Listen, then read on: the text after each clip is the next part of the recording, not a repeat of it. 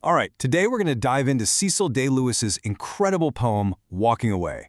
Now, if you're doing the AQA Love and Relationships Anthology for your GCSEs, you know this one is a big deal. So we're going to break it all down and give you the key analysis you need to really nail it in the exam.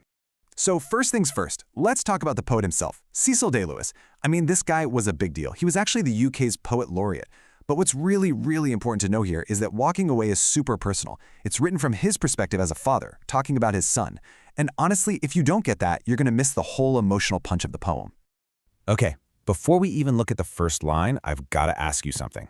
Have you ever had to say a really difficult goodbye? You know that feeling, right? That weird mix of pride and sadness, a bit of worry. Well, that is the exact feeling Day Lewis is tapping into here. At its heart, this poem is all about that universal ache of separation and just how tough it is to let someone go. Okay, so let's get into it. The poem is really all about one single painful memory. This isn't just some vague feeling he's writing about. No, this is a full-on flashback to a specific moment in time. And it's so vivid you can tell it's something that stuck with him for years and years, completely shaping how he thinks about love. And the poem kicks off with this incredibly specific line. Think about this. It is 18 years ago, almost to the day. I mean, wow, that's not just a long time ago. It's so precise, it's like this memory has its own anniversary that he marks every year. Right from the get-go, you know this is a huge, significant moment he's about to unpack for us. So what is this big, life-changing memory? Well, it's something that sounds totally normal, right? Just a dad watching his son play in his first ever school football game. Super relatable. But for the father, this isn't just a normal day. It's a massive turning point. He's not really watching a football game. He's watching his son take the very first step into his own independent life. All right, this next part is really the emotional heart of the poem. Day Lewis uses this string of absolutely incredible images to describe what it feels like to watch his son walk away across that pitch. He sees him as a child adrift. And just listen to this first image he uses. He says his son is like a satellite, wrenched from its orbit, go drifting away. Wow. The kid isn't just walking off, he's being ripped away, drifting into nothing. It's just a stunning, powerful way to put it. Okay, let's really pull this apart because it's packed with meaning. You've got that word wrenched. That's such a violent, painful verb, right? It tells you this separation feels totally unnatural and forced to the dad. Then there's drifting, which makes his son sound so helpless, totally out of control. And the orbit, that's a perfect metaphor for the father's protective bubble, his gravitational pull that his son is now leaving behind. The whole thing just creates this sense of a vast, cold, terrifying space opening up between them. So after that cold, spacey image, Day Lewis completely shifts gears. He brings it back down to earth, to the natural world. But that feeling of vulnerability? Oh, it's still there, big time. Now he sees his son with the pathos of a half-fledged thing set free into a wilderness. Basically like a little baby bird. And this metaphor is just perfect for showing the father's anxiety, isn't it? Half-fledged. That's a bird that isn't ready to fly yet. Its feathers aren't fully grown in. That's exactly how he sees his son. Totally unprepared, not ready for the real world. And notice, it's not a school playground his son is walking into. In his dad's mind, it's a wilderness, a scary, dangerous, untamed place. And then we get a third image, still on that nature theme. He says his son is like a winged seed loosened from its parent stem.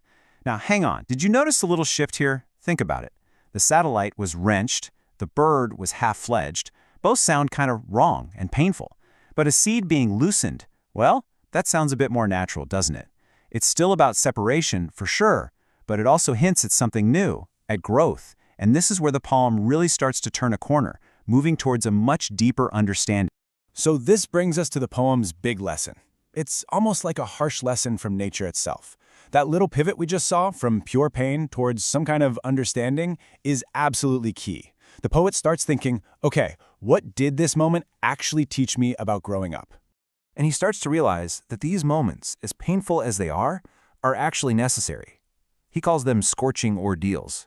So yeah, scorching. They definitely still hurt, a lot. But then he says they fire one's irresolute clay. It's like putting soft clay into a super hot kiln, right? The intense heat is what makes it strong and permanent. He's saying these painful experiences are what shape us, what forge us into the adults we're meant to be. And all of this leads to a really, really important word in this poem, selfhood.